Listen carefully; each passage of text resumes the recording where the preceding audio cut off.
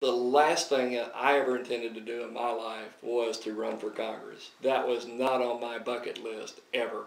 I was doing fine in the private sector, had a perfectly good job, enjoyed the people that I worked with, and we were building value and producing energy for this country and creating jobs. And I felt comfortable doing that.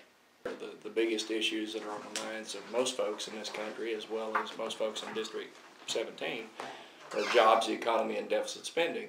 And one of the reasons that I decided to run for this office is because I kept waking up every morning about this time last year, and I was very concerned. It's incumbent upon those of us that can do something to help change this country to do that. And so that's the reason I'm running for Congress, is to try to bring common sense with business-type solutions to fix the issues that our federal government doesn't seem to be able to address today.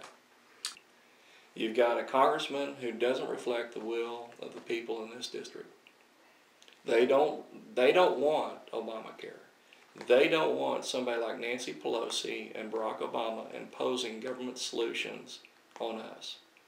And that's the reason I ran for Congress, is to try to go in and go back to what the Founding Fathers envisioned, and that was limited government, fiscal responsibility, and adherence to the Constitution. And those are the reasons I ran.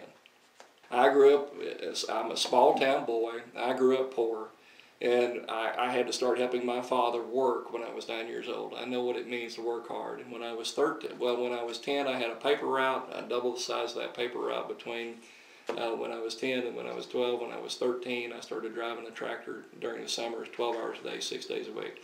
So they're going to see somebody that goes to Congress and works hard for them and represents what they want. And again, what we want in this district are what the Founding Fathers envisioned: limited government, fiscal responsibility, and adherence to the Constitution. I mean, our Constitution, even though it's a small document, was a very well thought out document. And it basically says the federal government is supposed to do two things: protect us and promote the general welfare. So if I look, what people can expect from me is, if I look at a bill, I'm going to look at it through the following lens. Is it constitutional? What does it do to the economy? What does it do to the federal budget? And what are the unintended consequences that can arise from that piece of legislation? And people can know that if I introduce it, I will have looked at all those things, and before I vote on a bill, I will look at those things, and so that they will know what's it going to do in those areas. And if I address those things properly, then the people of this district are well taken care of.